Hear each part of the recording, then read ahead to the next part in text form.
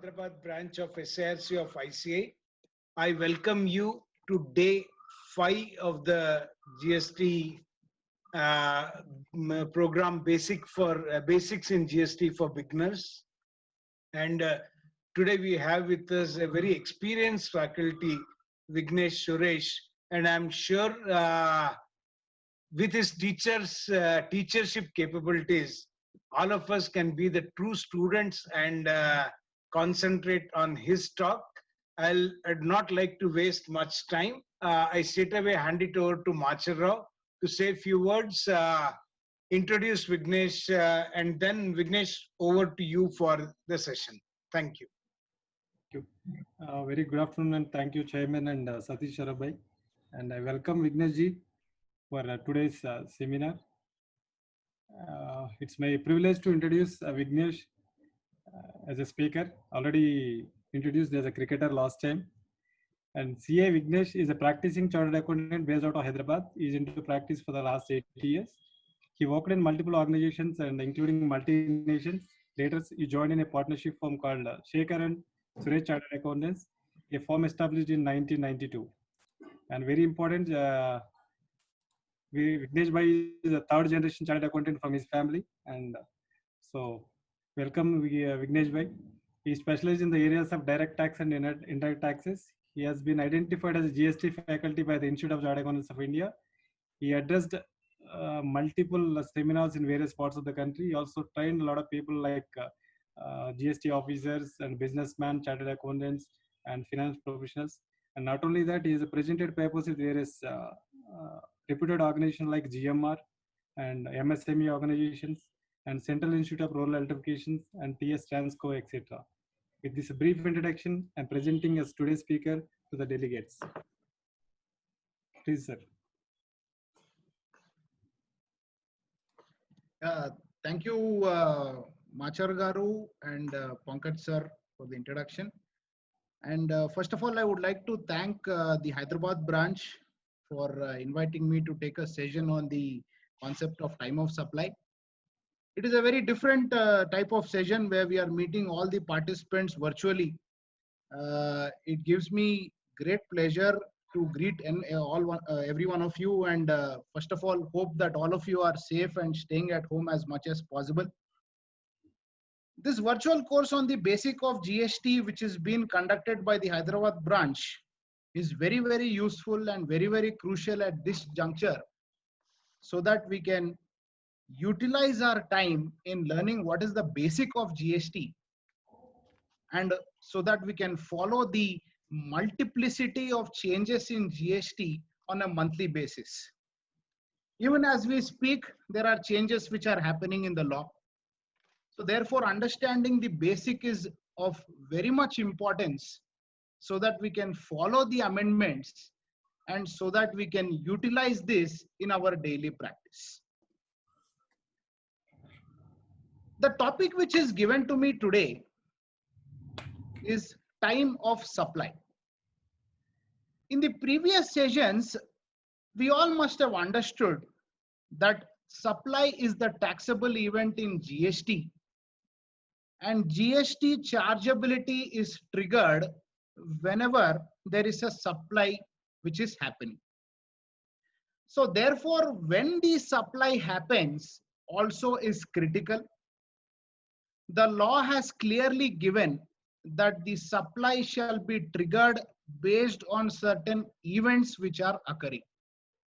So therefore, we need to clearly understand that supply, the event which triggers the chargeability of GST, has multiple events occurring, and based on those events, the time of supply occurs, and therefore the chargeability of GST happens. Prior to GST in the service tax and VAT law, the time of supply in VAT was always there when the goods were sold. In service tax, initially it was only receipt of payment. Later amendments had come in, wherein issuance of invoice also was of paramount importance, and our point of taxation rules had come at that point of time. In GST, it is pretty much largely borrowed from service tax and VAT only. But since the taxable event is only one, therefore for goods and services, what is the time of supply is of critical importance. Section 12 and Section 13 of the CGST Act 2013 covers the time of supply of goods and the time of supply of services respectively. So therefore, if you see, there are multiple events which occur in the course of the supply. Therefore, it is very, very essential and necessary for us to clearly know the point where the supply is chargeable to tax. Some of the different events in the course of supply are the issuance of a tax invoice, the receipt of advance, if any, for the supply of goods or service, the actual supply of goods or service, and the receipt of the complete payment with regard to the respective supply. I hope all of you are by now aware of what exactly a supply is and what are the various constituents of the term supply. So therefore, we move on straight away to Section 12 of the CGST Act 2017, which is talking only about time of supply of goods. So please bear in mind, Section 12 only talks about time of supply of goods. Section 13, which we will come later on, talks about the time of supply of services. And later in the last concluding section will be Section 14, where the time of supply whenever there is a change in rate of GST. So these are the various topics and sections we are going to cover in a very detailed manner, and of course in a very basic manner, so that we strengthen upon the basics so that we can advise our clients accordingly. Please remember, in Section 12, what are the situations which are covered? The first situation is supply of goods by the supplier, where the supplier is liable to pay the tax. That means a very basic coverage, that is, I supply the goods and I collect the tax from the customer. That is the first basic aspect which is covered. The second one is receipt of goods that are taxable under the reverse charge mechanism. Certain goods are also there where reverse charge mechanism is applicable. I trust reverse charge mechanism would have been covered when Section 9 subsection 3 and 9 subsection 4 and to some extent 9 subsection 5 was discussed. So that is also covered here with respect to goods, and also supply of vouchers that can be used to pay for the goods. Any promotional voucher which is given by the dealer, etc., that comes into account here. And then residual cases, if the above 3 points are not applicable, what is the time of supply? And then also additions to value of supply by way of interest or fee or penalty for delayed consideration, delayed payment of consideration. If the credit period is not adhered to, the interest or fee will be applicable. In that case, what is the time of supply? So these are all covered in Section 12, which deals into time of supply of goods. So let us go straight away to this section. Section 12 subsection 1 says that the liability to pay the tax on the goods shall arise at the time of supply as determined in accordance with the provisions of this section. So therefore, it is like an introduction as to what we are in for. That is what 12 subsection 1 says. And 12 subsection 1 is very vehement. It is very forceful. I don't know if there are lady participants here. It is very forceful, like your wife. If your wife says something, there is no argument. We have to do it. That is exactly what 12 subsection 1 says. The liability to pay the tax on the goods shall arise. When, So there when is we are no saying facts, we don't have to worry whether ladies are there or not. that's there, but I'm just talking about the motive of the I was section. just joking. That's thank you. Liability to pay the tax on goods shall arise. You shall come back home at 6 p.m. There is no negotiation on that. Is exactly what 12 subsection 1 says. It is very vehement and forceful. That is, whatever timings are contemplated in this section has to be followed. So therefore, 12 subsection 1 says that the liability to pay the tax shall arise at the time of supply as determined in accordance with the provision of this section. Moving forward, 12 subsection 2 says that the time of supply of goods only. Again, I am reminding everyone, 12 talks only about time of supply of goods. We shall come to time of supply of services later. I will definitely remind you, don't worry about that. So time of supply of goods shall be the earliest of the following events. What are the events which are covered here? The first event is the actual date of issue of invoice by the supplier. That is what is mentioned on the invoice. That is the first date we have to take into account. The second situation talks about due date for issue of invoice by the supplier. See, when I take the date, actual date of issue of invoice, that does not mean I can issue the invoice whenever I want. That is definitely not possible.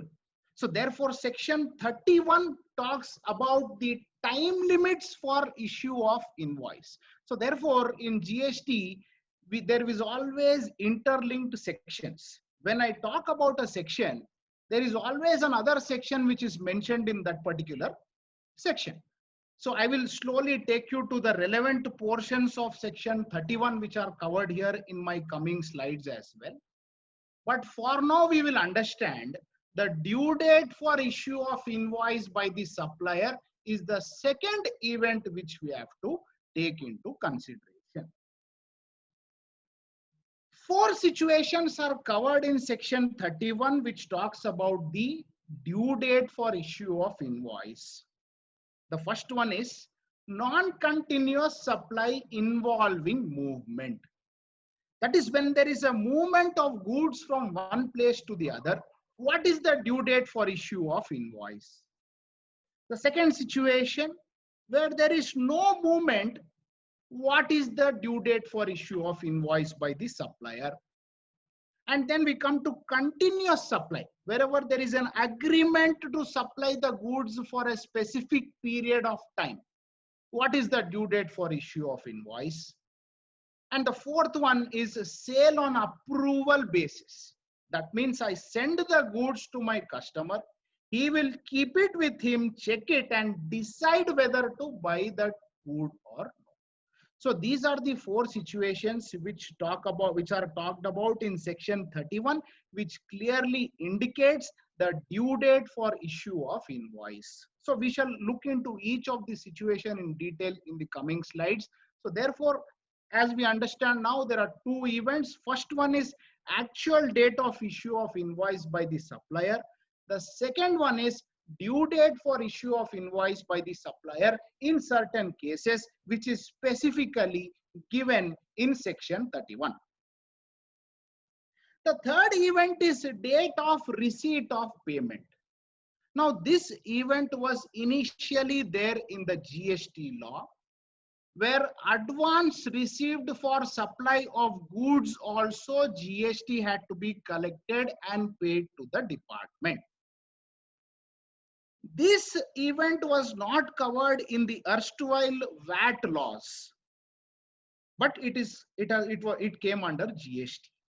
It was not received properly by the taxpayers, and therefore the government later deleted this particular event for regular taxpayers, saying that the GST is not required to be collected on advances received for supply of goods. So therefore, though this event was there, the third one, in the initial GST law. Later, by way of notification, it was deleted. So therefore, we have only two events which we have to consider for regular taxpayers, that is actual date of issue of invoice by the supplier or the due date for issue of invoice by the supplier, which is given in section 31.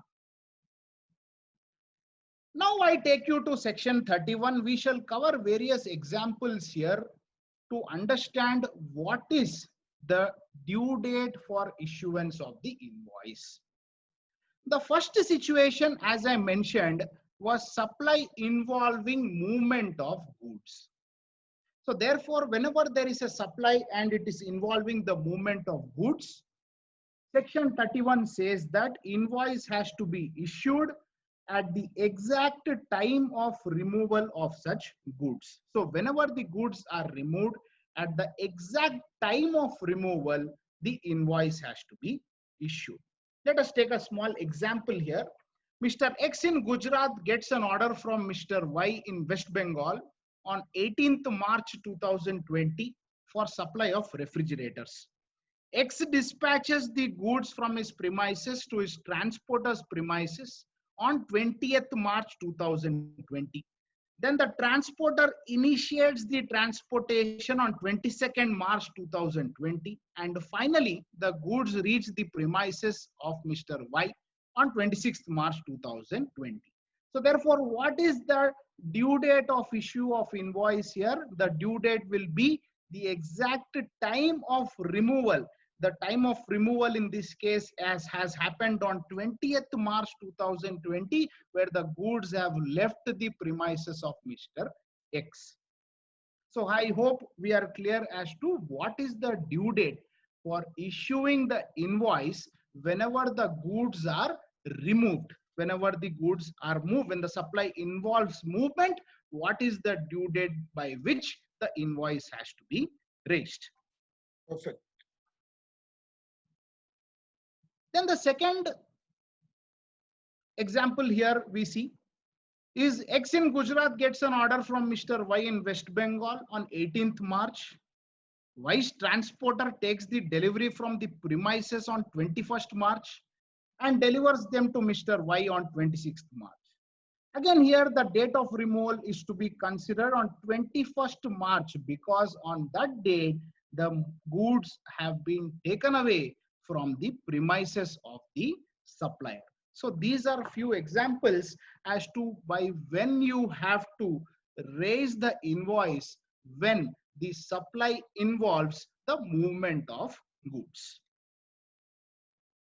Now moving forward, the supply does not involve movement. There is no movement of goods involved here, sir. So in that case, what is the due date for issue of invoice? The invoice has to be issued at the time of delivery of the goods or when the goods are made available to the recipient. So therefore, two events are considered here. One, when the goods are delivered to the recipient or when the goods are made available to the recipient. Let us take an example for this also to understand it further. Mr. X agrees to sell his godown in Gujarat to Mr. Y on 18th March 2020.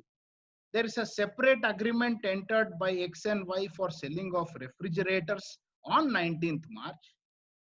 X hands over the possession of the godown and the furniture on 25th March. So therefore, we can see that the furniture also is delivered on 25th March 2020. So what is the time of delivery or what is the time of making available the goods to the recipient? That has to be considered, which is nothing but 25th March 2020 is the due date for issue of your invoice. So therefore, in section 31, we covered when the supply involved movement of goods, and the second one where the supply does not involve the movement of the goods. Now we come to the third concept, that is continuous supply of goods. Now let us first look at the definition of what exactly is continuous supply of goods. It is not something that you are sitting somewhere and continuously selling. Is that a continuous supply? That is definitely not a continuous supply of goods. So therefore, that is why the law has defined it in section 2, subsection 32. That the continuous supply of goods means a supply of goods which is provided or agreed to be provided continuously or on a recurrent basis under a contract, whether or not by way of wire, cable, pipeline, etc., and for which the supplier invoices the recipient on a regular or periodic basis and includes such supply of goods as the government may by notification specify. So therefore, if you see, this is the definition of continuous supply of goods, and in this situation, what is the time of supply, what is the due date for issuance of invoice is covered under section 30. So therefore, if you see, the main criteria for continuous supply of goods is that it is necessary that successive statement of accounts or successive payments are involved for determining the consideration. Because a continuous supply of goods can never have one single invoice or can never have one single payment. An example is if you are undertaking to submit 10 refrigerators every month to a particular customer. You have already made an agreement and you will prepare the respective statement of account and also the stages of payment. So please remember, it is essential that successive statement of accounts or successive payments be present for a supply to be considered as a continuous supply. So invoice should be, therefore, what is the due date for issue of the invoice? The invoice has to be issued before or at the time each such statement is issued or each such payment is received. So whenever you are issuing a statement of payment saying that this is the goods what we have supplied and this is the payment you owe to me, at that point of time before that particular date itself, the invoice has to be issued. So that is the time limit for issuing the invoice with regard to continuous supply of goods.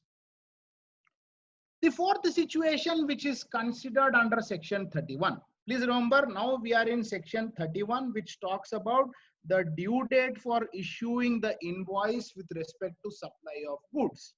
Why is section 31 important for us? Section 31 is important because the due date for issue of the tax invoice is one of the events which is considered for the purpose of determining the time of supply under section 12. So therefore, goods sent or taken on approval for sale or return basis.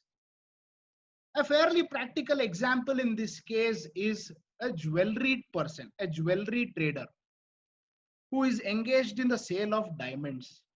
So here what happens if the taxpayer sends some diamonds to his customer and leaves those diamonds with that customer for a certain period for him to verify the authenticity or any other reason for that matter, it is to be considered as a sale on approval or sale or return basis. The law clearly gives the time limit for issuance of invoice. The law says that the last day for issue is the earlier of either before or at the time of supply or 6 months from the date of removal. So you have to issue the invoice either before or at the time of supply or 6 months from the date of removal of the goods from your business premises. So this is the due date for issuance of invoice with regard to the goods which are sent on approval for sale or sale on return basis. So now we come back to section 12. Therefore, we had discussed the due dates for issuance of tax invoice in detail in the 4 situations. And now we come back to section 12 to understand what further the section mentions. The section 12 subsection 2 has a proviso which says that provided that where the supplier of taxable goods receives an amount up to 1,000 rupees in excess of what he is mentioned in the tax invoice, the time of supply to the extent of such excess amount shall at the option of the said supplier be the date of issue of invoice in respect of such excess amount. So therefore, he clearly says that whenever up to 1,000 rupees excess you are receiving, the supplier can opt to consider the time of supply as the date of issue of invoice with respect to such excess amount. There is also two explanations which are given. It mentions that supply shall be deemed to have been made to the extent it is covered by the invoice, or as the case may be the payment. It is very simple. Whatever is mentioned in the invoice, the supply is deemed to be covered to that extent only. And also the date on which supplier receives the payment is nothing but the date on which payment is entered in the books of account, or the date on which payment is credited to the bank account, whichever is earlier. Please remember, receipt of payment, the time of supply is no longer applicable to regular taxpayers, but shall continue to apply to composition dealers. Composition dealers are the taxpayers who have opted to pay the tax under composition scheme, which was covered under section 10. In that particular situation, if they are receiving any advance for the supply of the goods, the bill of supply has to be raised in that particular time only.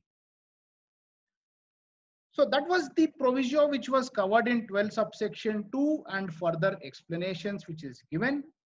As mentioned previously, the time of the tax which was required to be paid on receipt of advance for supply of goods was deleted by way of a notification. Initially, they said that the supplier of goods having aggregate turnover of up to 1.5 crores was exempt, but later it was covered to each and every taxpayer, whoever was supplying the goods without any turnover limit, with effect from notification 66/2017 onwards.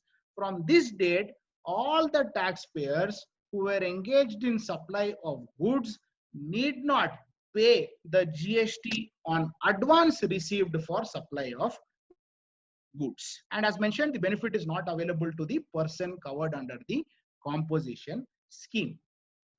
So therefore, this was the various events which are considered for the purpose of determining the time of supply of goods under section 12 subsection 2. Now we shall look at certain examples.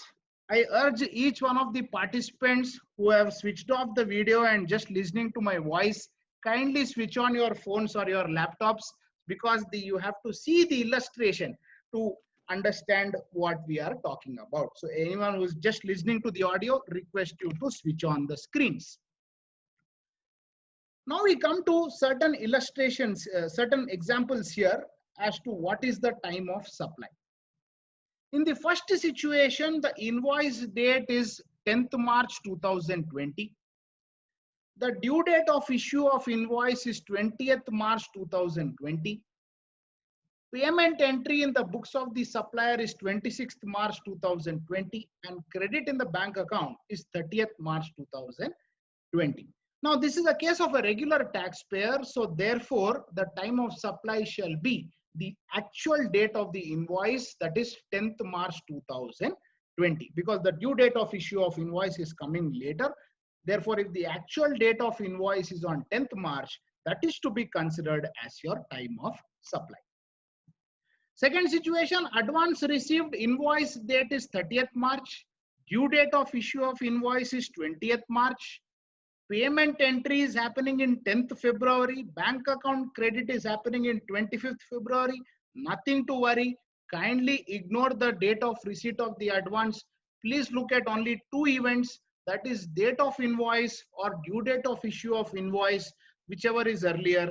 In this case, due date of issue of invoice is on 20th March. So that shall be the time of supply.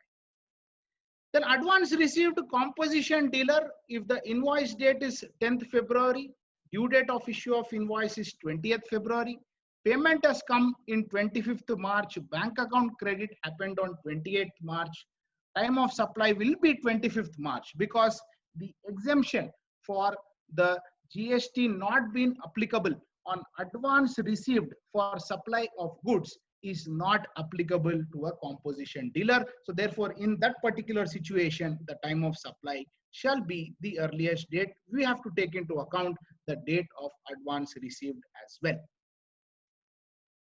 Moving forward, a few other examples here. Invoice date is 26th March 2020. The due date of issue of invoice is 20th March. Receipt of payment is 28th March. You have to take the due date of issue of invoice as the time of supply because the invoice was issued later than the due date.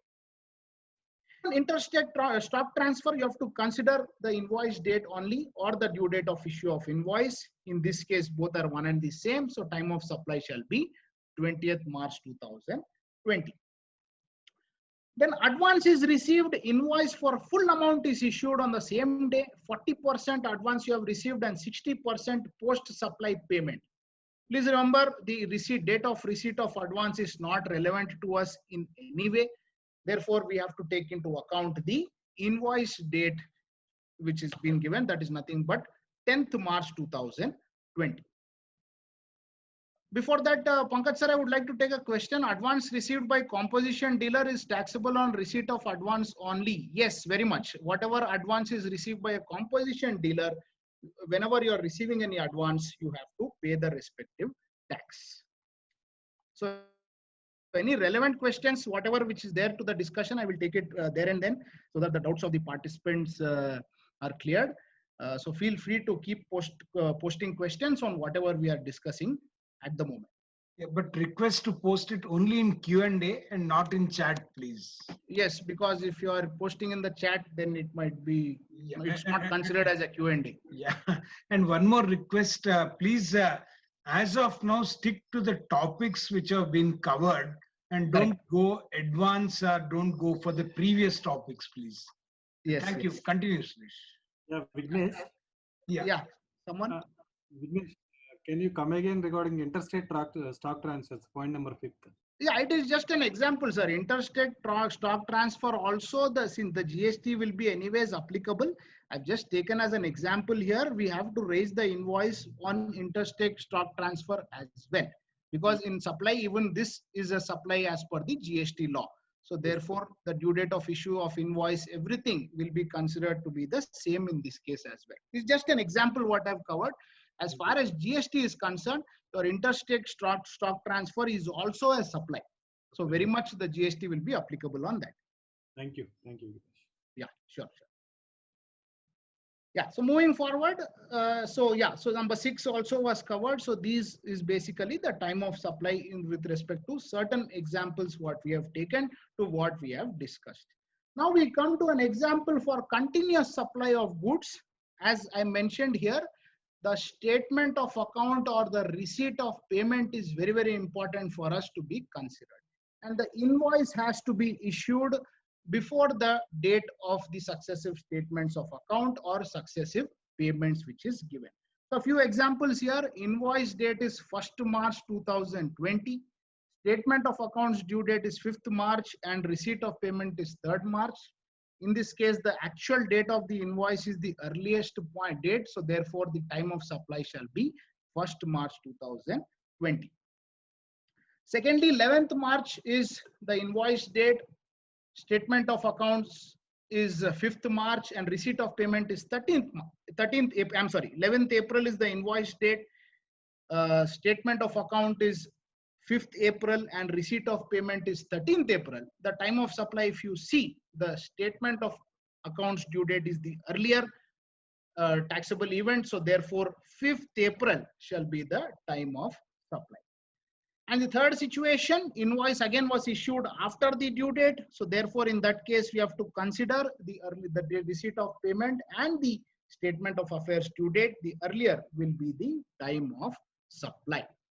So these were some illustrations covered here and some more illustrations with regard to sale on approval basis, where the point number 10 is acceptance which is communicated within 6 months of removal.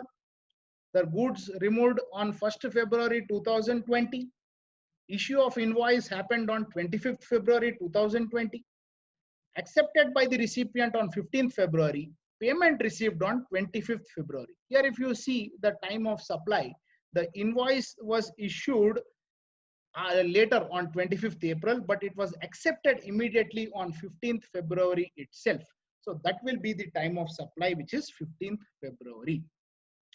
In case the acceptance is not communicated within 6 months of removal, you have removed the goods on 1st October 2020. Invoice you have issued very late because of lockdown or whatever, you have issued on somewhere in 15th May 2021. Accepted also at that point of time, nothing doing. 6 months from the date of removal of goods will be considered as the time of supply, which is nothing but 1st April 2021, which is nothing but 6 months from 1st October 2020. So therefore, this was basically 12 subsection 2, which was covering the time of supply in forward charge mechanism. Forward charge is nothing but your regular course. You are supplying the goods and you are collecting the taxes from the customer. In that situation, what is the time of supply was covered under 12 subsection 2. Moving on, 12 subsection 3 talks about the receipt of goods that are taxable under reverse charge mechanism. Reverse charge mechanism concept, I assume, must have been covered when section 9 was taken up. So I will not go very much deeply into that. To put it briefly, a reverse charge mechanism occurs when the recipient of supply pays the tax instead of the supplier. So therefore, in reverse charge mechanism, goods are also there, services are also there. By notifications, each of them are specified. Certain goods are also there where reverse charge is applicable, though they are very few in number as compared to the services. So in such situations, what is to be considered as the time of supply is covered under 12 subsection 3 of the CGST Act 2017. So time of supply shall be the earliest of the following dates. The first date is the date on which the goods are received. The second one has again two dates. The earlier of that one has to be considered. The second one says the date on which the payment is recorded in books of account of the entity that receives the goods. So if the recipient makes the payment and he records it in his books of accounts, or the date on which it is debited from the bank account of the entity, whichever is earlier, that is the second date you have to consider. So first date is the date on which the goods are received. The second one is the date on which the payment is recorded in the books of account or debited from the bank account, whichever is earlier. The third one is important. The date immediately following 30 days from date of issue of invoice or document by any other name by the supplier. So if you see here, when the supplier issues an invoice, so in this case, it is a reverse charge mechanism. The supplier will not issue a GST invoice. The supplier will issue a regular invoice and I have to calculate the GST on that and pay it to the department. So whatever document the supplier issues or whatever invoice the supplier issues, the date immediately following 30 days from that has to be considered as one of the dates for determining the time of supply with regard to goods that are taxable under the reverse charge mechanism. So therefore, in simple terms, three dates are: first one is basically the date on which you are receiving the goods. The second one, the date on which the payment is made, either in the books of accounts or debited from the bank account, whichever is earlier. Third one is 30 days following the date of issue of the invoice. If you are not able to determine the time of supply as per the above mentioned dates, then it will be the date of entry of goods in the books of accounts of the recipient. Because I am the person who is purchasing the goods, I am the person who is supposed to pay the GST on reverse charge mechanism. So whenever I am making the entry of the goods in my books of accounts, I have to discharge the GST on that particular aspect, and that will be the time of supply. Of course, this will come only if the initial three dates are not available due to some reason. That is when this residual date will come into consideration. Now, what are the various situations under reverse charge mechanism? So reverse charge, basically it is covered on 9 subsection 3 and 9 subsection 4. 9 subsection 5 is also there, but that is only services. So goods are coming under 9 subsection 3 and 9 subsection 4. 9 subsection 3 is given by way of a notification. What are the goods which come under reverse charge mechanism? Cashew nuts, BD wrapper leaves, tobacco leaves, raw cotton, silk yarn, supply of lottery. These are only the goods which are covered under reverse charge mechanism. So for these only the time of supply shall come automatically. 9 subsection 4, there must have been a lot of discussion in that. Now there are certain notified supplies which are given. I will not go very much into depth because this is basically pertaining to the real estate sector, where at least 80% of whatever expenses by a builder, it has to be done from registered persons. If you are purchasing from unregistered persons, the reverse charge mechanism will come in this particular situation. However, this is a very new latest thing and it is not very relevant for our discussion right now. So this basically is 9 subsection 3, 9 subsection 4 are the reverse charge mechanisms, reverse charge situations which will trigger for determining the time of supply under section 12 subsection 3. Some illustrations for the time of supply for the reverse charge mechanism for goods. Here on May 4th, the supplier invoices the goods taxable on reverse charge mechanism to Bridge and Company. 30 days from the date of issuance, it elapses on June 3rd. May 12th, the goods are received by Bridge & Co. and Bridge & Co. make the payment on May 30th. If you see here, June 3rd, May 12th and May 30th has to be considered. The earliest is the date of receipt of goods. So May 12th shall be the time of supply with regard to this particular example. Second situation, supplier invoices the goods taxable on reverse charge basis. 30 days from date of issuance of invoice elapse on June 3rd. June 12th, goods are received but are held up in transit. July 3rd, payment was made for the goods. So here in this particular situation, the earliest date comes on June 3rd. June 3rd, June 12th and July 3rd are to be considered. So therefore, the time of supply is June 3rd in this particular example. So therefore, we have covered 12 subsection 2, which is your regular forward charge mechanism. What is the time of supply with regard to that? In 12 subsection 2, we also went to section 31 there. We paid a small visit to section 31, understood what is the due date of issue of invoice and came back. And 12 subsection 3 was reverse charge mechanism for supply of goods. Now we come to 12 subsection 4, which talks about time of supply for issue of vouchers.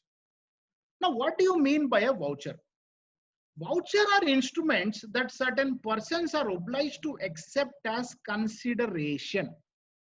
That means if you are purchasing something, you get a particular ticket sort of thing, or via email you can get that thing, and it will say that you are eligible to purchase, for example, 10 t-shirts from this particular store, or it will say this is the amount which is there, you can purchase whatever you want. The instrument also gives the terms and conditions of the use, when you have to purchase it, what is the last date for you to redeem the voucher, and also the identity of the suppliers will be given. So therefore, the time of supply which is given under 12 subsection 4 for supply of vouchers is the date of issue of voucher if the supply is identifiable. That means whenever a voucher is given, on that voucher, it is clearly given what is the supply which you can purchase. That is, you are getting a voucher, and in that voucher it is given that you can purchase Monte Carlo t-shirt worth rupees 400 if you present this voucher. That means the voucher is, the supply is identifiable at that point. So therefore, if the supply is identifiable, the date of issue of voucher shall be the time of supply. That means whether you redeem the voucher or not in the future, the person who is issuing the voucher has to consider that date of issue as the time of supply and accordingly discharge the GST. Sir, what happens if you have not purchased that t-shirt at all? That is your headache. That is no way concerned. I have issued the voucher and the supply is identifiable, then the time of supply shall be the date of issue of the voucher. In other cases where the supply is not identifiable, that means voucher is given. Worth rupees 2000, you can purchase whatever you want at Shopper Stop or Lifestyle. In that particular situation, the date of redemption of that voucher is to be considered as the time of supply. So this is exactly what the log provides with regard to time of supply when vouchers are given by the taxpayer to the customers. So I cannot put in questions. Yes, sir. That's why I'm just stopping you. If that redemption does not happen, If that redemption does not happen, of course, that GST also will not be discharged, because any moment. if the supply is not identified, the date of redemption only is to be considered. So if you have not redeemed, that means GST also will not be discharged on that product. Thank you, sir. Sure. Yeah, so the definition of voucher, what it says it's an instrument where there is an obligation to accept it as consideration or part consideration for supply of goods or services or both, and where it is to be supplied for the identities of the suppliers, where it is clearly the name of the suppliers also are indicated on the instrument, and terms and conditions are also given. These days, lot of promo offers and messages keep coming to our phones, especially after the lockdown has been lifted. In the quest for improving the sales, many taxpayers, what they do, they say you have 200 rupees lying in your account, you have 300 rupees lying in your account. Actually, that is not your bank account. Some account you must have created. In that, some amount is there, he will tell. Whether that can be considered as a voucher is one question which comes. In this case, my view is that cannot be considered as a voucher, because that is something where there are multiple terms and conditions. It says that you have to shop for a minimum of 2000. If you shop for a minimum of 2000, you will get a discount of 300. That cannot be considered as a voucher. Some examples like your cashbacks, your loyalty bonus which is credited, all these cannot be considered as a voucher. Voucher you can consider where it is clearly given that this is the amount worth you can purchase these particular products. So therefore, whether a document is a voucher or not, it differs from case to case. Please remember, everything cannot be considered as a voucher. It has to be very specific, and it has to give you a proper benefit which you can exercise. Another examples of a voucher is your Amazon gift card. If someone gives you an Amazon gift card worth some particular amount, that is definitely a voucher where you can use it for purchase of whatever you want. Of course, the date of redemption will be the time of supply in that particular situation. So a few examples here. A Limited sells food coupons to a company. That company gives it to employees as part of the agreed perquisites. These coupons can be redeemed in outlets that are part of the program. Now, is this a voucher? Definitely, because you can redeem those coupons anywhere. Wherever you are shopping, you can remove. Is the nature of supply identifiable at the time of issue? It is not. So therefore, the time of supply shall be the date of redemption. With each purchase of large pizza during Christmas week, one can buy voucher for 20, which can be redeemable till 5th June for small pizza. Now, 20 rupees you can redeem for a small pizza. That means the supply is identifiable. So therefore, whenever such voucher is issued, in that particular situation, the time of supply is triggered. So therefore, this basically was your 12 subsection 4, which spoke about issue of vouchers. 12 subsection 5 is a residual situation where all the above situations which you are covered, this situation is not covered. Then 12 subsection 5 gives the time of supply to be the due date for filing of periodical return. Periodical return, initially when multiple returns were contemplated, the government had high hopes that all the citizens will leave everything and they will file 3 returns every month. That time GSTR 1, 2 and 3 were there. Originally this referred to GSTR 3, but later of course that was not practical and GSTR 3B was there. So due date of filing of your GSTR 3B will be the time of supply, or in any other case, the date on which the GST is paid. So therefore, this is a residual case wherein the time of supply will be determined based on the due date of filing the return or when the GST payment is made. 12 subsection 6 talks about your enhancement in value on account of interest or late fee for delayed payment of consideration. That means there is a supply of goods. There is a credit period saying that within 30 days you are supposed to pay. If you do not pay, interest will be applicable. What is the time of supply with regard to that interest? You will slowly learn when value of supply is covered that the interest or fee, whatever is there for delayed consideration, will be part of the value of supply as well. So therefore, the time of supply shall be the date of receipt of that particular. Whenever you are receiving such interest or late fee, the date of receipt shall be the time of supply by virtue of 12 subsection 6, whenever there is an enhancement in value of account of on account of interest or late fee. A few examples for 12 subsection 6. Now, if you see, Mr. X enters into a contract for supply of goods worth rupees 5 lakhs with Mr. Y on 10th April 2020. Such goods are removed with an invoice dated 12th April 2020 on 13th April 2020 for delivery to Mr. Y. So here what is happening? Contract came on 10th April. Goods were removed on invoice dated 12th April. Goods were removed on 13th April. Invoice was dated on 12th April. So therefore, time of supply for this 5 lakhs is definitely the actual date of issue of invoice, which is 12th April. Now, the terms of contract demanded payment to be made within 60 days, beyond which late payment charge of 10,000 will have to be paid by Mr. Y. Mr. Y makes the payment of 5 lakhs along with the late payment charges on 15th July 2020. So what is the time of supply? In this case, there will be two times of supply. First time of supply comes when the invoice, actual date of issue of invoice, that is for 5 lakhs only on 12th April 2020. For 10,000, as 12 subsection 6 clearly mentions, the date of receipt is important. So 15th July 2020 is the date of receipt, and that will be the time of supply with regard to rupees 10,000 late payment charge. So that basically in total was your time of supply of goods. So therefore, to summarize, section 12 covers your forward charge mechanism. It also covers the due date of issue of invoice. Of course, you have to refer to section 31 for that. It covers the time of supply for reverse charge mechanism, and also certain residuary cases and interest, late fee, etc. whenever you are levying for not following the credit period, etc. So that was basically the time of supply for goods. Section 13 talks about the time of supply of services. If you see both the sections, section 12 and section 13, the structure is one of the same.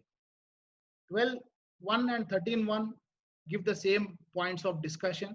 Similarly, 2, 3, 4 also give the same point of discussion. A fundamental difference between time of supply of goods and time of supply of services is that in supply of services, advances what you are receiving for supply also shall be a taxable event, the event where you have to consider for determining the time of supply. So any advance received, please remember, supplier of services, there is no exemption. If you are getting an advance for the supply of service, you have not yet provided the service, please discharge the GST. Being a chartered accountant, of course, everyone must be knowing no client will be happily given advance to us. He will first make us do some work, then only he will give some money. But still, if you are one of the lucky chartered accountants who get any advance from your client, please remember on that GST has to be discharged. You have to issue something called as a receipt voucher. This will be covered in detail when accounts and records topic is covered. A receipt voucher clearly gives the details of the amount received and the GST collected from the client. You will not issue a tax invoice when you receive an advance, but you will issue a receipt voucher. So this is an important difference between time of supply of goods and time of supply of services. 13 subsection 1, again the wife has come into the picture here. She clearly says that the liability to pay the tax on services shall arise at the time of supply as determined in accordance with the provisions of this section. So therefore, in clear and concise terms, clearly it is mentioned when the liability shall be only the events which are given in this particular section 13. 13 subsection 2 mentions that the time of supply of services shall be the earliest of the following dates. The first date is the date of issue of invoice by the supplier if the invoice is issued within the period prescribed under section 31, or the date of receipt of payment, whichever is earlier. Now, a very important point here. It says that the date of issue of invoice will be considered as the time of supply only if it is issued within the period prescribed under section 31. What is the period prescribed? In the next few slides, we will understand that. Or the date of receipt of payment, whichever is earlier. So therefore, we have to take into consideration the date of issue of invoice, provided you issue the invoice in the period prescribed under section 31, or the date of receipt of payment, whichever is earlier. Sir, invoice is not issued within the period prescribed under section 31. Then we have to take into account the date of provision of service or date of receipt of payment, whichever is earlier. So in to conclude, the time of supply for services, you have to take what are the dates which are important for us: the date of issue of invoice, the date of receipt of payment, the date of provision of service. If the above two clauses do not apply, then the date on which the recipient shows the services in his books of account shall be considered as the time of supply. So this is what the section clearly says. So therefore, one important point which emerges from this section is that you have to issue the invoice within the period mentioned under section 31. That is when you can consider the date of issue of invoice to be a particular date for the purpose of determining the time of supply of service. Moving forward, so therefore now we come to section 31. What does section 31 say with regard to the time limit for issue of invoice? It clearly says that the tax invoice to be issued whether before or after the provision of service. So therefore, you can issue the tax invoice either before provision of service or after the provision of service. However, there is a time limit which is given. That time limit, you again have to go to Rule 47, which talks about the time limit. It says that with respect to taxable supply of services, the invoice has to be issued within 30 days from the date of supply of service. In case of banking companies or NBFCs or financial institutions, the time limit is given at 45 days. So whenever the date of supply of the services, within 45 days for NBFCs, banking institutions, etc., you have to issue the tax invoice. In other regular cases, within 30 days from the date of supply of services, you have to issue the tax invoice as per section 31. So therefore, now we know what is the due date for issue of invoice. So the moment you're providing the service, within 30 days, you have to issue the invoice. Within 30 days, if you are issuing the invoice, the date of issue of invoice will be considered as a time of supply. But if you do not issue the invoice within 30 days, immediately the date of provision of service will be taken into account for the purpose of determining the time of supply of service. So this basically was the time limit under section 31. Similar to goods, section 31 also covers continuous supply of service by when you have to issue the invoice whenever there is a continuous supply of service. So therefore, what is a continuous supply of service? It is defined under 2 subsection 33. It means a supply of services which is provided or agreed to be provided continuously or on a recurrent basis under a contract for a period exceeding 3 months with periodic payment obligations and include such services as the government may specify. 3 conditions have to be satisfied for a service to be regarded as a continuous supply of service. First, the services should be provided continuously or on a recurrent basis. Contract period should be more than 3 months. Payment obligations should be periodical. So these three conditions are satisfied means it is a continuous supply of service. So therefore, in case of that, the continuous supply of service, once you determine, yes, this is a continuous supply of service, then what is the due date for issuing the invoice as per section 31? The date of issue of invoice, again, there are certain circumstances which are given here, where the due date of payment is clearly given in the contract. The invoice has to be issued on or before the due date of payment. Simple example, there is a construction contract, and after each stage of completion, it is clearly given on the construction of the ground floor, this payment is applicable. On first floor completion, this is applicable. If it is given like that, that means the due date for payment is clearly given. Invoice you have to issue on or before the due date of payment. Please remember, just because you have a construction agreement, it does not mean that you cannot issue an invoice. You have to issue the invoice on or whenever the due date is given in the contract. The invoice has to be issued on or before the due date of payment. Second situation, where the due date is not ascertainable from the contract, the invoice will be issued before or at the time when the supplier of services receives the payment. There is no due date of payment which is given in the agreement. So whenever you are receiving the payment, you have to issue the invoice either before or at the time of receipt of the payment. Third situation, payment is linked to the completion of an event. Invoice has to be issued on or before the date of completion of that event.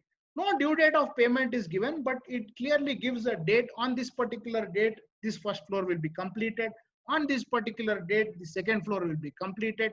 Then the invoice will be issued on or before the date of completion of that event. These are the different circumstances. These are the different situations which are covered in the continuous supply of service, and when to issue the invoice based on the facts and circumstances of each case. So that was your continuous supply of service. So therefore, to summarize here, if the invoice is issued within the prescribed time, that is in all cases 30 days, whereas banking companies it is 45 days, then you have to take into account the date of issue of invoice or the date of receipt of payment. Again, date of receipt of payment, you have to see when you are passing the entry in the books or credit in the bank account, whichever is earlier. Second situation, invoice is not issued within 30 days. Of course, in banking companies, it is 45 days. The date of provision or completion of the service or receipt of payment, whichever is earlier. Please remember, in the second situation, the date of invoice is irrelevant because you have not issued within the time limit prescribed under section 31. If both the clauses do not apply, then you just have to take the date on which the recipient shows the receipt of services in his books of accounts. As I mentioned earlier, whenever any advance is received, you will not issue a tax invoice, but you will issue a receipt voucher. And also similar to section 12, above 1,000, if there is any payment in excess, the time of supply, you add the option he can opt to be the date of issue of invoice of that particular amount up to rupees 1,000. This is provision is similar to what was there in section 12. Now we look at, let's move to the Q&A. There's one. During this pandemic, when should the invoice be issued and GST paid for continuous supply, renting of office premises?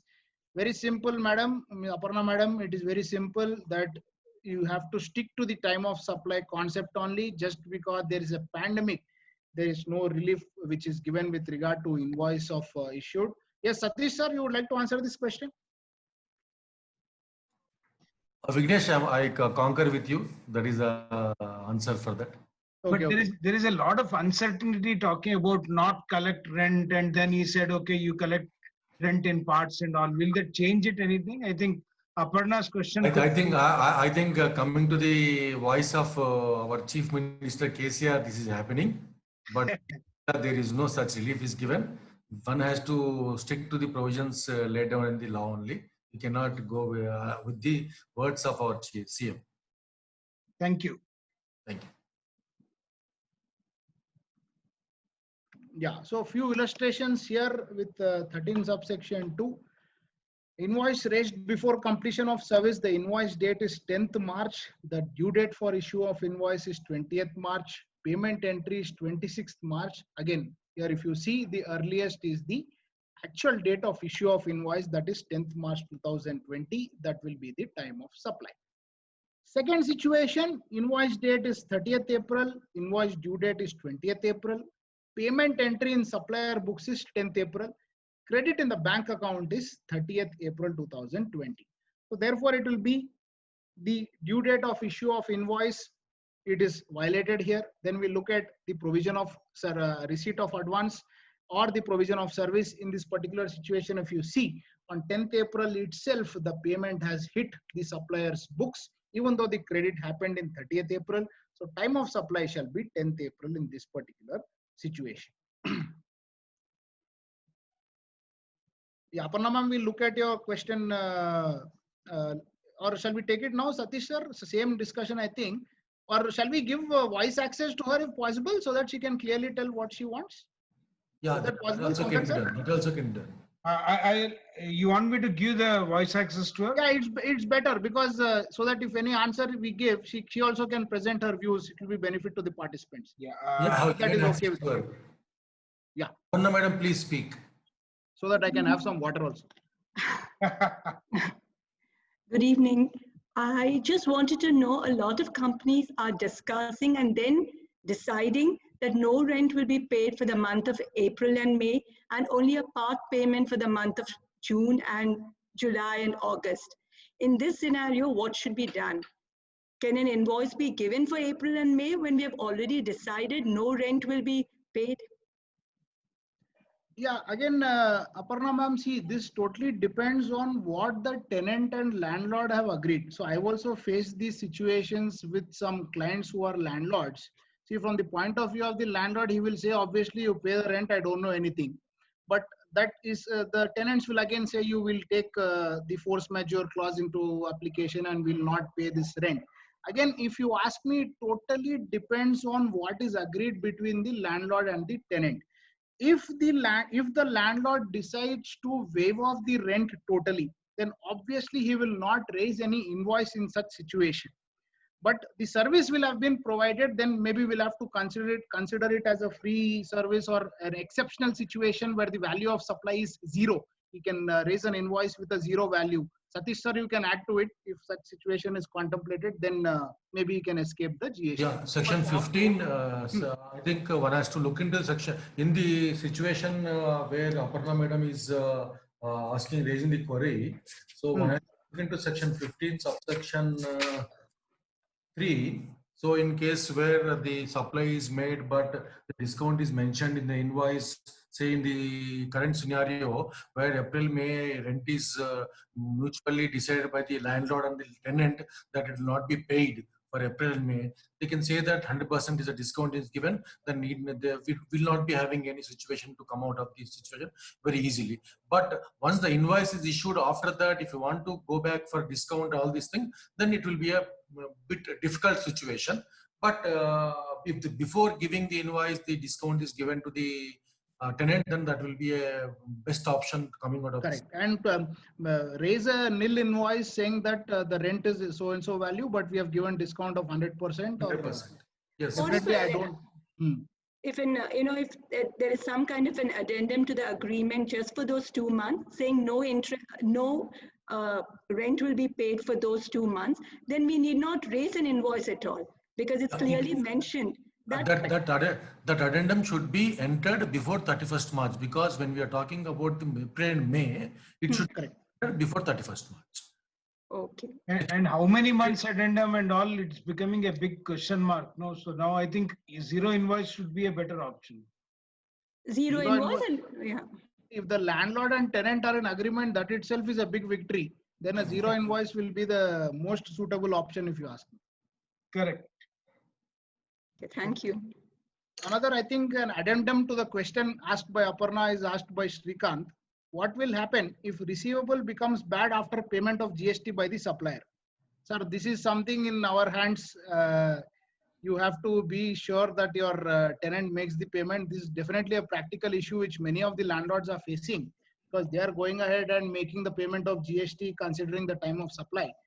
But if the recipient does not pay the GST, there is really nothing what a supplier can do, because ultimately the GST law gives the liability of payment to the supplier. So you'll have to take that into consideration. Where dispute and no agreement is yet reached in case of rent. Okay, we'll take the questions later, because there appears to be a lot of trail of question and answers. So my break also is over. So we will cover the rest of thing and take all the questions at the end of the session. We'll have a solid 15-20 minutes for that. Nothing to worry. That will be appropriate, Vignesh. Done, sir. Done. Yeah, so a few examples here. Section 13, subsection 2, we were looking at these particular events. Then sometimes where the invoice is delayed, the invoice date is 26th March, the service commencement is 20th Jan, your service got completed on 16th February 2020, and the payment was received on 28th April. So if you see here, the invoice was delayed and you have issued the invoice much later than what was required. That is more than 30 days from the completion of the service. So then you have to look at the date of completion of service or date of receipt of payment, whichever is earlier. So 16th February in this case shall be the time of supply. Then advance received, invoice for full amount is issued on the same day. 40% you have received as an advance, 60% you have received post supply payment. Here invoice date is 30th April 2020. Service is completed on 3rd April 2020. The time of supply in this particular situation will be the invoice date, because it is issued well within the time limit, and 30th April. And if the payment is received on 4th May 2020, again the time of supply will continue to remain as 30th April. So this is basically few examples. Then for continuous supply of services, again we have to look at the invoice date, the date as per the contract, and the receipt of payment. In the first situation, the invoice date is issued much before the statement of accounts or the payment of consideration. So therefore, 2nd Feb will be the time of supply. In the second situation, invoice was issued later. So we have to consider the date as per the contract or the receipt of payment, whichever is earlier. That will be 10th February 2020. The third situation, invoice date is on 10th Jan. Receipt of payment is on 6th Jan. So 6th Jan will be considered here. And the last one, the invoice date is on 12th February 2020. Date as per the contract 10th February. Receipt of payment happened much later. So therefore the due date will be the date as per the contract for issuing of the invoice. So the time of supply shall be 10th February 2020. One example for the continuous supply of services. Now we come to 13 subsection 3, which talks about the time of supply of services with regard to reverse charge mechanism. Reverse charge mechanism, there are a lot of services which are covered under the reverse charge mechanism. A few examples are your advocate services, your security services, sponsorship services, director's remuneration. These are some of the examples of services which are covered under the reverse charge mechanism. So time of supply in this particular situation, what are the dates which are important for us?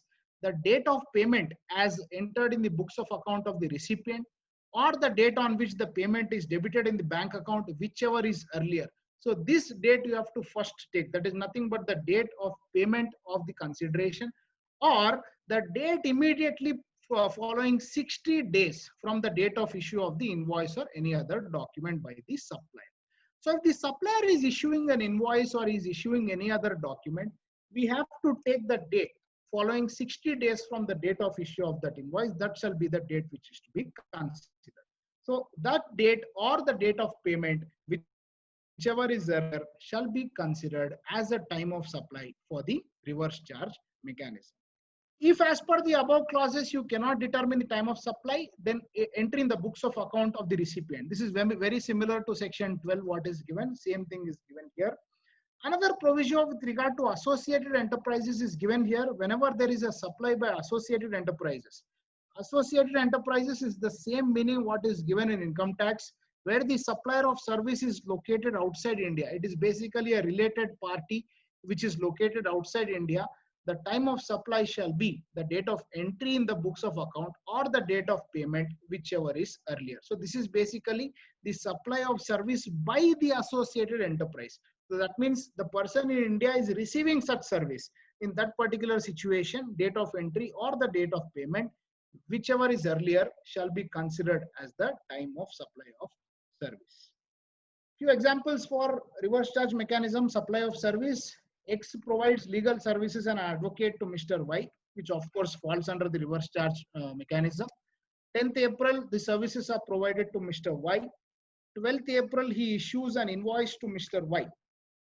10th July, the payment is made by Mr. Y through a check and recorded in his books of accounts. So in this particular situation, the payment is made later. So therefore, we have to take 60 days from the date of issue of the invoice by Mr. X. So therefore, 12th April onwards, 60 days you have to calculate, which ends on 11th of June. So the date following the 11th of June, that is 12th of June, will be the time of supply in this particular situation. So in reverse charge mechanism, also the time of supply is very, very important, because you are supposed to raise an invoice on whenever you are paying the tax on the reverse charge mechanism, you are supposed to raise an invoice on yourself. So therefore, the time of supply is very, very relevant in this particular situation. Similar to 12 is also vouchers given in 13 subsection 4. Same thing is given in case of supply of voucher if the supply is identifiable, the date of issue, or redemption in other cases. So what are the services which are covered in vouchers? Of course, many services are there, like salon services are there, spa services are there. You get some voucher which gives you the benefit, depends on whether the supply is identifiable or not. You have to determine the time of supply. Then the residuary provision, again very similar to section 12. If you are not able to determine as per the previous subsections, you have to take the date on which a periodical return is filed, that is your GSTR 3B, or in any other case, the date on which the tax is paid. Same thing for the 13 subsection 6, that is addition to the value of supply by way of interest, late fee, penalty, etc. Again, very similar to section 12, the date of receipt of addition of such value will be considered as the time of supply. Now, this is a very, very unique case, and a case which is subject to multiple debates and discussions over a period of time. Our Satish sir also will add to inputs when we discuss here. This is basically the case where the development rights or the construction service are given. I will not want to discuss in detail, but the time of supply for this is clearly specified by way of a notification. That is why I want to cover this particular supply of service, where you are a registered person who is supplying the development rights. Therefore, if you are a registered landowner, you are supplying the development rights to the builder. Similarly, you are a registered person, you are supplying the construction service. The time of supply is the transfer of possession or the right in the constructed complex to the person supplying the development rights. Basically, the conveyance deed or the instrument is important. Please be aware, I don't want to start off a discussion on this because this is a topic where there is multiple discussion. I just want to highlight the fact that the time of supply of service in respect to these two transactions are clearly specified by way of a notification, which is precisely the reason why I put this in my slide as well. So that was basically section 13, which spoke about the various time of supply for services. Forward charge mechanism, reverse charge mechanism were covered, and also similar to section 12, your addition in value, etc. was there. Of course, sale on approval basis will not be there for services, because you cannot provide your service and ask him whether to approve it or not. That situation will not end. So therefore, that is definitely not there in section 13. Section 14 talks about change in rate of tax. So therefore, here what happens? If there is a change in rate of tax in a good or a service, and either of some events are happened before or after the change in rate, that is, you have supplied the goods either before change in rate or you are supplied after the change in rate, you have issued the invoice before the change in rate, you have received the payment after the change in rate. All these permutations and combinations are covered in section 14. Basically, whenever, what is the time of supply? Whenever there is a change in rate of tax. So therefore, the goods or services supplied before change in rate of tax is the first situation what is covered. So section 14 reads as notwithstanding anything contained in 12 or 13, the time of supply where there is a change in rate of tax shall be determined in the following manner. Where the goods or services or both have been supplied before the change in rate of tax. That is the first point we are seeing. So whenever the tax rate change has happened, before that itself I have supplied the goods or services. In that situation, again, one situation where the invoice for the same has been issued and payment is received after the change in rate of tax. The time of supply shall be date of receipt of payment or the date of issue of invoice, whichever is earlier. That means before the change in rate of tax, I have completed the supply of the goods or services. But after the supply, then I have raised the invoice and I have received the payment after the rate of tax has been changed. In that situation, it shall be the date of receipt of payment or date of issue of invoice, whichever is earlier. Which rate will be applicable, the old rate or the new rate? Obviously, the new rate will be applicable because the event is happening after the rate of tax has been changed. Then continuation, where the goods or services have been supplied before the change in rate of tax, where the invoice has been issued before the change in rate, but payment is received after the change in rate, the time of supply shall be the date of issue of such invoice. Then again, the third situation, you have received the payment before the change in rate, invoice issued later, time of supply shall be receipt of payment as per the old rate. We shall take an illustration to get this more clear in the coming slides. Before that, let's cover the section. Clause B talks about the goods or services which are supplied after the change in rate of tax. The first one was basically goods or services supplied before the change. Now the goods or services are supplied after the change in rate of tax. In that situation, where payment is received after the change in rate, but invoice issued prior, time of supply shall be the date of receipt of payment. So basically, we'll have two events to consider: the receipt of payment and the issue of invoice. Second situation, invoice issued, payment also received before change in rate, but goods are supplied services are supplied after the change in rate.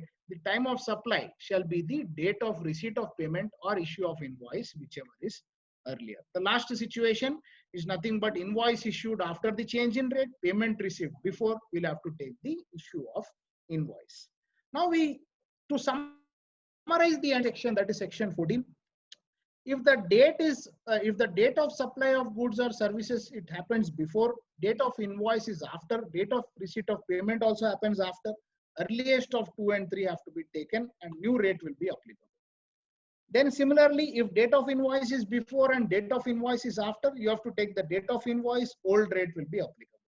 Third situation, date of receipt of payment happens before, we have to take that particular date and old rate will be applicable. Similar to this, if the goods are supplied after the change in rate, those provisions are also covered. Example will make things more clear here. If there is a change in rate from 1st October 2019, time of supply and rate of tax will be as these situations.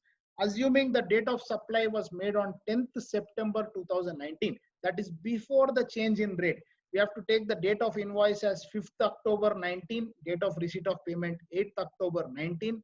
Since both these events happen after the change in rate, the earliest of the event has to be taken.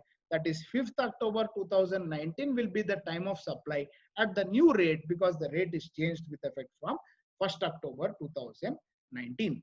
Second situation, if the supply of goods or services happened on 10th September 2019, again before the change in rate, invoice date is 25th September, receipt of payment is 8th October, we have to take the date of invoice at the old rate because in September the rate was the old one. So these are the various situations which are covered in section 14, how to determine the time of supply whenever there is a change in rate of tax. This section is important because the rates of taxes are continuously being changed by the government. Relaxations are given where the 28% product come into the 18% product, 18% come to the 12% and vice versa. So therefore, section 14 comes into play there. You have to look at each taxable event and understand what is the time of supply in that particular situation. So with this, I come to the end of my presentation. This basically we have covered to conclude, we have covered the time of supply of goods, the time of supply of services, the change in rates of tax, section 12, section 13, section 14. I hope this was of value add to you. Request everyone to kindly follow up with whatever notifications the government has to say, so that we remain on top of it, because I can understand that in GST there are multiple changes which keep happening. After a point, it gets very difficult to keep track of such situations. Kindly keep attending the webinars hosted by the Hyderabad branch and also by CA Institute. Take advantage of this online platform, so that speakers from all across the country, whenever they keep addressing, request to attend as much as possible. Now we have 15 more days of lockdown to do all of this. So now we come to the question and answers.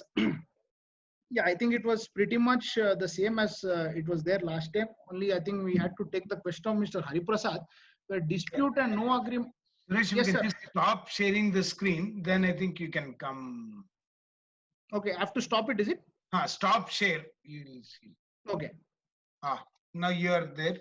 It's all yours. Yeah. So where dispute and no agreement is yet reached in case of rent. Actually, I could not get the question. Maybe if Mr. Hariprasad is there, we can have him online. Or sir, if you got the question, Satish sir, where dispute and no agreement is, that means I think there is fight between the landlord and the tenant. That is what I can understand. Yeah, that is Hariprasad is audible now. Harigovind bhai, if you can speak. Yeah. See, Aparna has raised the entire question. Only part left over is in our case. Okay. Disputes are still there because. Sir, you have gone on mute. Hari bhai. Yeah. Hello. Yes, sir. Aparna has covered most of the part. My point Okay. is still that agreement has not reached. Both are at loggerheads, and 60 days is the due date max, right? Correct. So what is the situation? Money is not going to come. Issue is not resolved, and GST is 18%. If you want me to put it in simple terms, Yeah. if there is a dispute, for the Yeah. landlord to stay safe, it is better he pays the GST. Because in the future, if the dispute is resolved and the landlord gets his share of rent, if he does not pay the GST, he will have another dispute with the GST fellows. So to avoid that dispute, it's better he stays safe and pay the GST. पैसा भी डूबा, GST भी डूबा. No. पैसा नहीं डूबेगा. यहाँ पर पैसा पे करने पर अगर वो कल को नहीं आया rent, that is the issue. That's what I am saying. No, money, rent is gone, GST is gone. दोनों भी गया. हाँ. So Suresh, your comment on that. Yeah, I feel, Satish, I'm Satish here. I feel the trade has to make a big representation in this regard to the government, and the government should come forward to give a lot of reliefs in this regard. The government so far has given relief only with respect to filing of GSTR 3B and GSTR 1. But other aspects, sections like these, and sections like 73, 74, where the assessments are going on, or section like 132, where arrest is still going on during COVID period. So government should come forward and give relief during the lockdown period, such that the trade is not will not suffer much trouble during this lockdown. So Haribhai, I think FTCCI, you can make a representation to the government, and also I request the chairman to make a representation to the government on behalf of trade and on behalf of the members. If you want, I can prepare the representation. Oh, very great. Satish bhai, I thought only you'll read me when we meet face to face, but seeing my face on the Zoom also, I can read my mind now. I have to be very careful. Satish bhai, your point is well taken. The moment you give me a draft, and from our FAPSI also, I'll ask the secretariat to follow up with you in the next week, right? This week itself, and we'll forward it. Definitely, we'll take up section wise and the relief sort. I would like to make one issue and relief sort. Issue and relief sort. Yeah, issue and relief sort. Yes. Right. Thank you, Bill. Yeah, thank you. I think Aparna, is she trying to talk, say something? Because I could hear some feeble voices. Yes, go ahead. Actually, with regard to this rent, there's a lot of problems because no one is very sure whether they're going to get rent or they're not going to get rent. And expecting a lot of people to make the payment when finally they're not going to get any rent would be very difficult for the landlords. So a representation would be made. It would be very helpful for the landlords. And if they get it in a future date, yes, they can always make the payment. I will cite, just with your permission, the example of Muthoot Finance of our client. They have made the payment for March, but they have not made the payment for April, and they have again paid the payment for May. Satish bhai, which is the situation? The difficulty is that. Thank you, brother.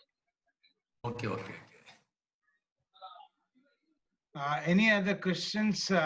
In fact, Vignesh, I'm not too surprised that questions are not coming today, frankly, because you have been superb. A person like me could understand. Yeah, just think about it now. I was also. And I personally say, Pankaj bhai, the presentation was so crisp and clear. Yes, yes. I think that is the reason we are not getting much questions from the participants. If that is the case, I'm very happy, sir, and I'll be pleased to take up any questions. I've given my email ID. I'll just put it in the chat box as well. Yeah, yeah. And I'll share the presentation to the email ID, sir, so you can circulate it to everyone among the. Vignesh, actually, a small doubt regarding a JDA, time of supply. Sir, JDA, it seems, Satish sir, kindly come to my rescue. JDA is something where you have a view that will definitely. Sir, Vignesh, in his presentation, he has covered notification number 4/2018 central tax, but that has been removed by the rescinded by the government, and now the present notification, which talks about 5/2019, and it gives a different perception. So when it comes to the date of time of supply of in case of JDA, basically section 13 is the one which looks into the fixing the time of supply, but the normal time of supply as per that is the date on which you are liable to issue the invoice or the receipt of the payment, which if the invoice is issued within 30 days from the date of provisioning of the service. If all these conditions are satisfied, then at that time, as per section 13, that it will become time of supply.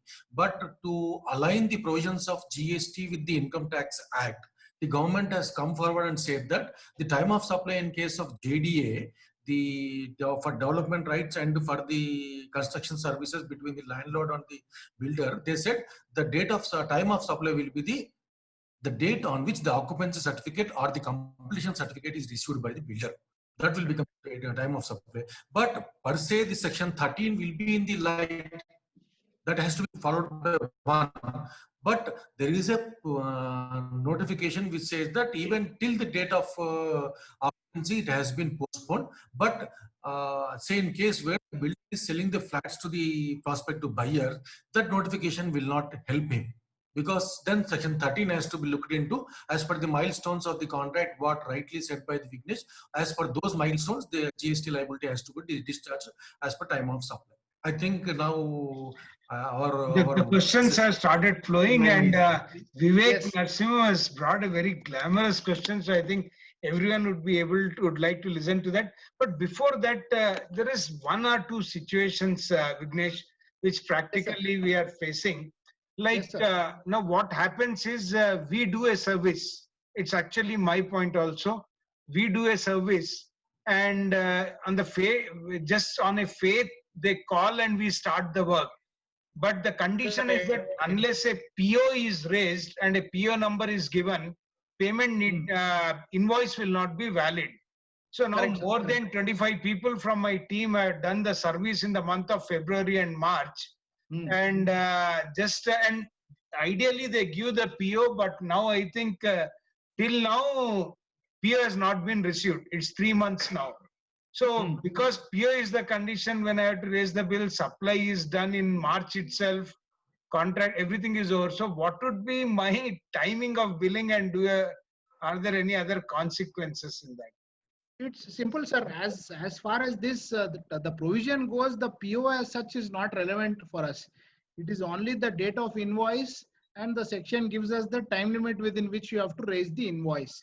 So the PO as such will not affect much here. It is purely if you have provided the service, and if even if whether you are not, you have raised the invoice, and as per the time limits, if you have not raised the invoice, it is safer for us to pay the GST rather than avoiding. Again, in the future, all the interest and penal complications will come, and for us, it will be a major issue.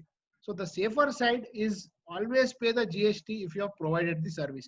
Of course, if you have not, you have provided the service, and if you have no hope of getting the payment from the customer or the client, then it is definitely a situation where it will have to be you.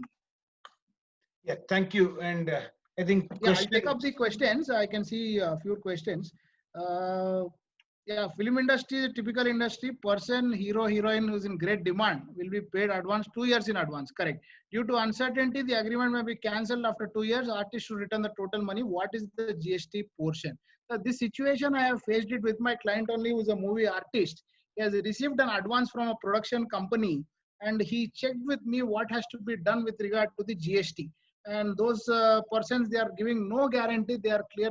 The production company is telling, we never know. You keep the money with you, but we never know whether this movie is going to happen or not.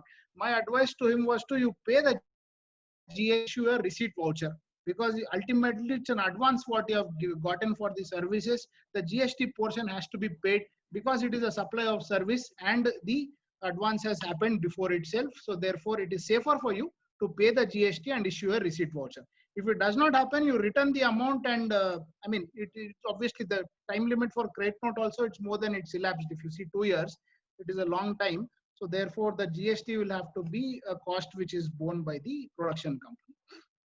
That is the first one. Second one by Siddharth sir, excess amount. Vignesh, please halt for a second.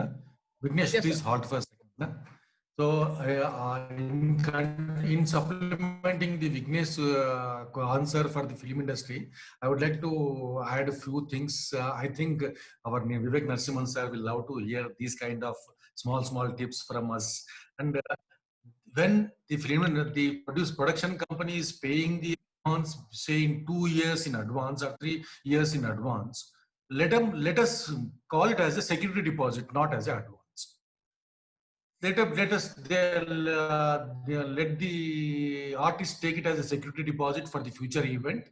When the agreement has to be worded like that, it is a security deposit, not as an advance. Whenever the agreement entered, then the security deposit will be appropriated towards the supply of services. At that time, the GST can be paid. But it has to be done very carefully, and it is a point to be litigated in future whenever there is a department raise any issue. I was thinking 194J, Satish, in this case. 194J for rent and all is very clear. But now the moment you say security deposit appropriated, then the TDS department might also come and say, no, it attracts at the time of 100%. Payment only. So now with the income tax department putting it as a receipt, again, I think Vivek will have to bill extremely more because he has to do a lot of other adjustments. But overcoming the GST situation, I have given solution. I think he is expecting 194J solution from you, Pankaj bhai. He's expert enough. I think let us stick to GST now. I just got the doubt. I thought I'll share. Yes, all yours was. Yeah. Next question is from Siddharth. Please continue, Vignesh. Yeah. So Siddharth, 1,000 amount the same case while raising the next invoice. Yes, definitely. However, is this applicable to composite dealer? See, the section mentions an invoice, but for composition dealer, it is a bill of supply. So I mean, as per the wording of the section, it is applicable only to an invoice. But a composition dealer, the bill of supply is very simple. Even if you are getting 1,000 rupees excess amount, for that amount you can raise a separate bill of supply. There is no complication whatsoever. Then Vivek Mishra, how are you, Vivek? I hope all things are fine. Maybe you can give him voice access, because this question I need to, it's not very clear. In case of unbilled revenue on account of audit journal entry, which will be Vivek is online. If he's online, you can take he is there. Yeah, you gave, I think, Satish. Right. Yeah, I gave him. He's not playing cricket these days, so we can see him on screen at least. Vivek, are you there? Yeah, I'm here. Hi, Vignesh. Yeah. Hi. Yeah. So tell me your question, Vivek. Yeah, basically, in case of say typical cost plus markup kind of situation, wherein there are audit journal entries for increase in expenses, and Okay. typically these entries are passed only after say 60 or 70 days of end of the financial year, and but Okay. entries will be related to the financial year which is under audit. So Correct. in case, uh, if the invoice is raised end of the month of the audit, will it attract any kind of interest or any kind of any of Basically, that stuff? section 31, you'll have to issue the invoice before the time limit. So that is very much there in GST. It is very clearly given. If you are issuing a GST invoice, you have to take care of the time limit aspect. So you can issue the invoice later also, not an issue, but please make sure that you are within the time limit which is given under section 31. Yes, absolutely. Vivek, are you clear on the topic? On the Yeah. I got my point. Yeah. Answer. Thank you.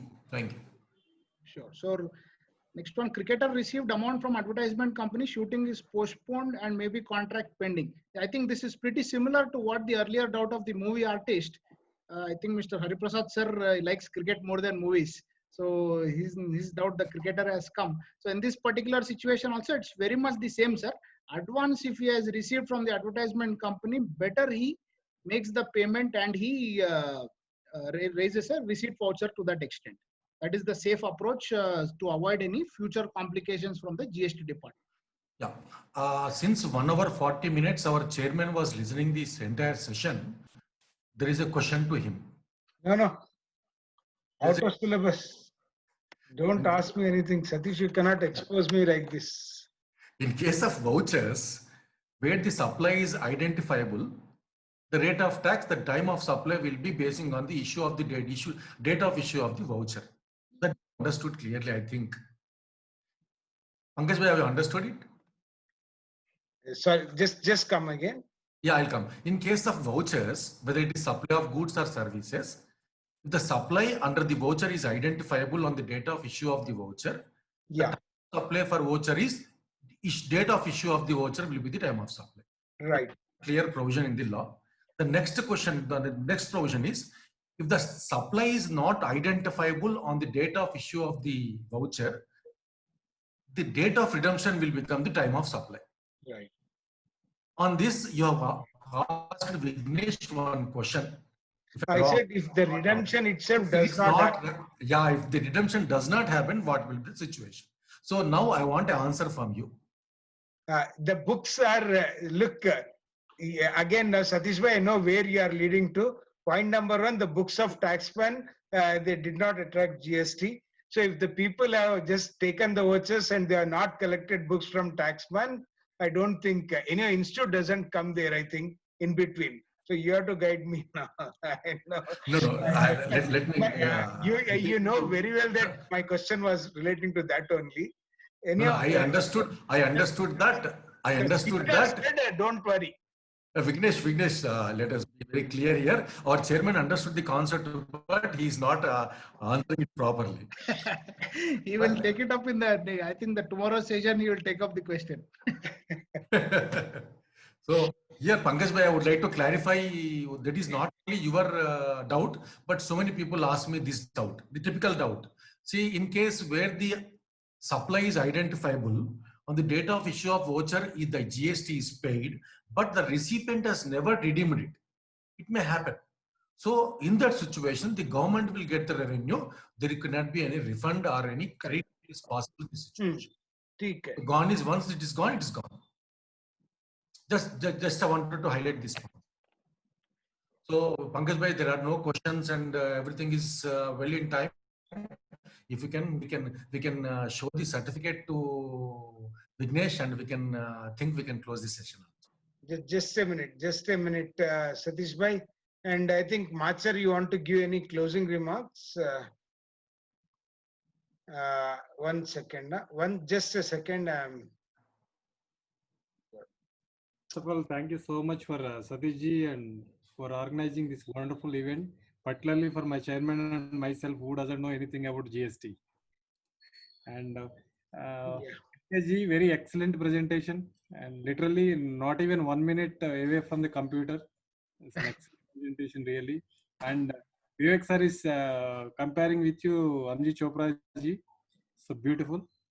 And second thing is Pankaj sir, very much happy for organizing this event, for understanding the basics of the GST in the 20 classes, and great efforts. And even though in a COVID time, Pankaj sir is putting a lot of effort to organizing a lot of webinars and seminars with the help of Satish Bhai and all these things. Sir. Thank you, Vice Chairman. All because of you. Okay. And Suresh, please kindly accept this small token of thank you letter from all of us. And just don't worry. Once the lockdown reopens, you'll get your framed certificate at your office. And thank you, sir. Thank you very much. And lastly, I would like to thank the branch for giving me a chance to speak to everyone. It has been quite some time that I got to meet all our chartered accountant friends because of the lockdown and everyone working from home. And not meeting many of the chartered accountants, even in the department, very rarely we go these days.